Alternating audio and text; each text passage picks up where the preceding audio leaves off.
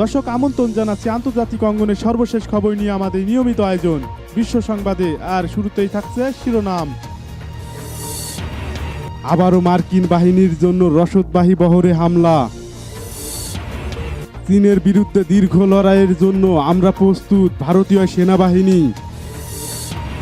মার্কিন মন্ত্রী সফরের মধ্যেই তাইওয়ানের আকাশে চীনের যুদ্ধবিমান। সীমান্তে এবার নিজ দেশের নাগরিককে গুলি করে হত্যা করল বিএসএফ। এবার লিবানন ইস্যুতে ফ্রান্স তুরস্ক সম্পর্কে ফাটল। ইরাক কুয়েত সীমান্তে মার্কিন বহরে হামলা। গাজার প্রবেশ দ্বার বন্ধ করে দিল ইসরায়েল। দর্শক, এসব খবরে বিস্তারিত নিয়ে এই মুহূর্তে আপনাদের সঙ্গে আমি রয়েছি জুবায়েত ইসলাম। ইরাক এবং কুয়েতের সীমান্তে মার্কিন সামরিক বাহিনীর জন্য রসদবাহী বহরে হামলা হয়েছে। ইরাকের নিরাপত্তা বাহিনী খবর দিয়েছে এই বহরে কোনো মার্কিন সেনা ছিল কিনা অথবা কেউ হতাহত হয়েছে কিনা তা তাৎক্ষণিকভাবে জানা যায়নি। বাগদাদের স্থানীয় সময় সোমবার রাতে এ ঘটনাটি ঘটে। ইরাকের 3টি সূত্র বার্তা সংস্থা রয়টার্সকে জানিয়েছে প্রায় মাঝে মাঝে মার্কিন বাহিনী এভাবে সামরিক সরঞ্জাম একই ক্রসিং পয়েন্ট দিয়ে পার করে। বিদেশি বিভিন্ন কোম্পানি ইরাকে নিযুক্ত মার্কিন সেনাদের নিরাপত্তা নিশ্চিত করার বিষয়টি দেখভাল করে থাকে বলে ইরাকের কয়েকটি সূত্র জানিয়েছে। হামলার ব্যাপারে কুয়েতে নিযুক্ত মার্কিন রাষ্ট্রদূত বলেছেন বিষয়টি তারা তদন্ত করে দেখেছেন। ইরাকের কম পরিচিত একটি গেরিলা বাহিনী আশাহাবে কাহাব হামলার দায়িত্ব স্বীকার করেছে, একটি ভিডিও প্রকাশও করেছে। তারা বলেছেন হামলার মাধ্যমে তারা মার্কিন সেনাদের বহর ধ্বংস করে দিয়েছে এবং ক্রসিং পয়েন্টের বিরাট এলাকা ক্ষতিগ্রস্ত হয়েছে। বিরোধপূর্ণ লাদাখের গালোয়ান উপত্যকায় সেনা সংঘর্ষের পর থেকে প্রকৃত নিয়ন্ত্রণ রেখায় এলএসি চীনের সঙ্গে উত্তেজনা চলছে ভারতের। সীমান্তে চীনের সঙ্গে লড়াই যে দীর্ঘ হতে চলেছে সেই ইঙ্গিত অনেক আগেই মিলেছিল। একাধিকবার শীর্ষ পর্যায়ে বৈঠক হলেও প্যাংগং লেকের ফিঙ্গার পয়েন্ট এবং দেপসাং উপত্যকা থেকে সেনা সরাতে রাজি হয়নি চীন। এদিকে ভারত ভূখণ্ডে অনুপ্রবেশের আগের অবস্থানে অর্থাৎ 5 মের আগেকার অবস্থানে সরে যেতে নারাজ পিপলস লিবারেশন আর্মি।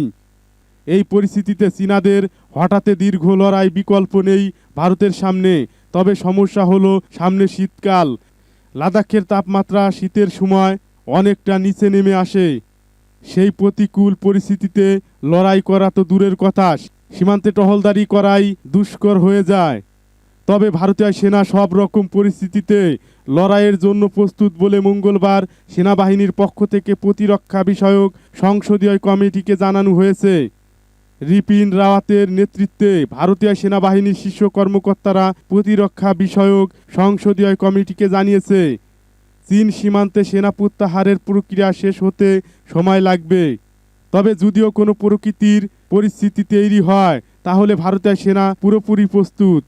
ভারতীয় সেনাবাহিনী চীনের বিরুদ্ধে দীর্ঘ লড়াইয়ের জন্য প্রস্তুত হচ্ছে। এমনকি শীতকালের বিপজ্জনক পরিস্থিতিতেও আমরা লড়াইয়ের প্রস্তুতি সেরে রেখেছি।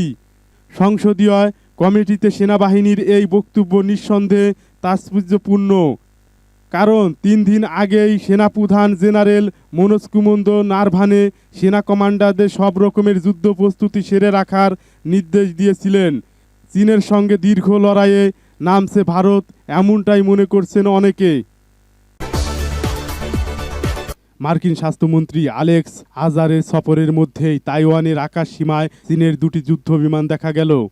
চীনা বিমান বাহিনীর 2টি জেট তাইওয়ানের আকাশ সীমা কিছুটা অতিক্রম করে বলে অভিযোগ উঠে এসেছে। রয়টার্স জানিয়েছে মিসাইলের মাধ্যমে চীনের যুদ্ধ বিমান 2টি ট্র্যাক করেছে তাইওয়ান। এ প্রসঙ্গে তাৎক্ষণিকভাবে কোনো মন্তব্য করেনি চীন। গত 4 দশকের মধ্যে এই প্রথম যুক্তরাষ্ট্রের শীর্ষ পর্যায়ের কোনো কর্মকর্তা তাইওয়ান সফর করেছেন। চীন ও যুক্তরাষ্ট্রের মধ্যে সম্পর্কে টানাপোড়েনের মধ্যে এই সফরের নিন্দা জানায় বেইজিং।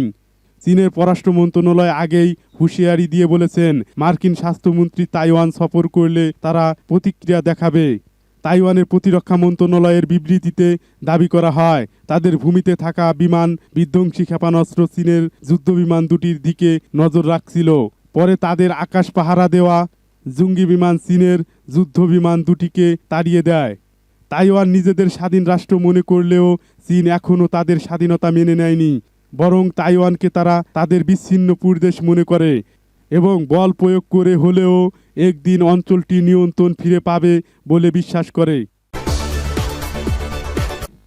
ভারত বাংলাদেশ সীমান্তে বরাবর কোচবিহারে বিএসএফের সৈন্যদের গুলিতে ভারতীয় এক নাগরিক নিহত হয়েছেন। গরু পাচারকারী সন্দেহে এই তরুণকে গুলি করে হত্যা করা হয় বলে এনটিভি জানিয়েছে। তবে নিজ দেশে নাগরিককে হত্যার প্রতিবাদ জানিয়েছেন উত্তরবঙ্গ উন্নয়ন মন্ত্রী রবীন্দ্র ঘোষ। উত্তরবঙ্গ উন্নয়ন মন্ত্রী রবীন্দ্র ঘোষ। পুলিশ জানিয়েছে রোববার রাতে কোচবিহারের জেলার তুফানগঞ্জ এলাকার একটি গ্রামে গবাদি পশু পাচারকারীদের ধরপাকড়ের সময় এক বিএসএফ কর্মী শাহিনুর হককে গুলি করে হত্যা করে। এ ঘটনার তদন্ত শুরু করেছে পুলিশ। তারা বিএসএফ কর্মীদের সঙ্গে যোগাযোগ করেছেন। এদিকে ঘটনার পর উত্তরবঙ্গ উন্নয়ন মন্ত্রী রবীন্দ্র ঘোষ মঙ্গলবার সকালে এই গ্রামে গেছেন। মন্ত্রী পিটিআইকে জানিয়েছেন তিনি বিষয়টি উচ্চতর কর্তৃপক্ষের কাছে তুলে ধরবেন। তিনি বলেছেন, গবাদি পশু পাচারকারী ছিল এই সন্দেহের ভিত্তিতে কাউকে মেরে ফেলতে পারে না বিএসএফ। যদি কোনো ব্যক্তি হাতে নাতে ধরা পড়ে তবে আপনারা পদক্ষেপ নেন, কেবল সন্দেহের ভিত্তিতে কাউকে গুলি করতে পারে না। বিষয়টি আমরা উচ্চ কর্তৃপক্ষের কাছে জানাবো। এটা অমানবিক। আগে ভাগেই আপনি কাউকে খুন করে ফেলতে পারেন না এবং তারপরে অভিযোগ করবেন যে সে গবাদি পশু পাচারকারী হতে পারে না। এটা অমানবিক। আগে ভাগেই আপনি কাউকে খুন করে ফেলবেন এবং তারপরে অভিযোগ করবেন যে সে গবাদি পশু পাচারকারী হতে পারে না, বললেন মন্ত্রী। রাশিয়ার প্রেসিডেন্ট পুতিন ঘোষণা দিয়েছেন তার দেশে বিশ্বের প্রথম করোনা ভাইরাসের ভ্যাকসিনের অনুমোদন দিয়েছেন। এমনকি তার মেয়ে এই ভ্যাকসিন গ্রহণ করেছেন, সে ভালো আছে। পুতিন জানান, ভ্যাকসিনটি গ্রহণ করার পর তার মেয়ের শরীরের তাপমাত্রা সামান্য বেড়ে যায়, পরক্ষণেই সেটি ঠিক হয়ে যায়। পুতিনের দুই মেয়ের মধ্যে একজনের দেহে এই ভ্যাকসিন দেওয়া হয়, তবে কোনো মেয়ে ভ্যাকসিনটি গ্রহণ করেছেন সেটি উল্লেখ করেনি রুশ প্রেসিডেন্ট। করোনা ভাইরাসের ভ্যাকসিনটি উদ্বোধন করেছে রাশিয়ার গামালিয়া ইনস্টিটিউট ও দেশটির প্রতিরক্ষা মন্ত্রণালয়। তৃতীয় দফা ট্রায়ালের পর মঙ্গলবার সেটির অনুমোদন দিয়েছে দেশটির স্বাস্থ্য মন্ত্রণালয়। এই ভ্যাকসিনটি মানবদেহের জন্য কতটা নিরাপদ সে বিষয়ে এখন পর্যন্ত কোনো মন্তব্য করেনি বিশ্ব স্বাস্থ্য সংস্থা। দুদিন আগে বিশ্ব স্বাস্থ্য সংস্থার পক্ষ থেকে বলা হয়েছে যে কোনো ভ্যাকসিনের অনুমোদনের জন্যই পরীক্ষাগারে সব ধাপ অতিক্রম করতে হবে। রাশিয়ার দাবি তাদের উদ্ভাবিত ভ্যাকসিনটি নিরাপদ। এটা স্বেচ্ছাসেবীদের দেহে পরীক্ষার সফলতা পাওয়া গেছে। পুতিন জানিয়েছেন, ভ্যাকসিনটি মানবদেহের জন্য কতটুকু নিরাপদ সেটি নিশ্চিত না হওয়া পর্যন্ত মাঠ পর্যায়ে ছড়িয়ে না দিতে গবেষক ও স্বাস্থ্যকর্মীদের নির্দেশনা দিয়েছেন। ভ্যাকসিনটি 2 মাসেরও কম মানব পরীক্ষার পর মস্কোর গামালিয়া ইনস্টিটিউট তৈরি করেছে। খুব অল্প সময়ের মধ্যেই রাশিয়ার এই ভ্যাকসিনের ব্যাপক ভিত্তিক উৎপাদনে যাবে। ভ্যাকসিনটির বিষয়ে প্রেসিডেন্ট পুতিন বলেছেন, এটি বেশ কার্যকরভাবে কাজ করছে এবং ভ্যাকসিনটি একটি স্থিতিশীল প্রতিরোধ ক্ষমতা তৈরি করছে। প্রথমে স্বাস্থ্যসেবা কর্মীদের জন্য সেপ্টেম্বর থেকে এই ভ্যাকসিনটি সরবরাহ করা হবে। জানুয়ারিতে সবার জন্য এটি উন্মুক্ত করা হবে।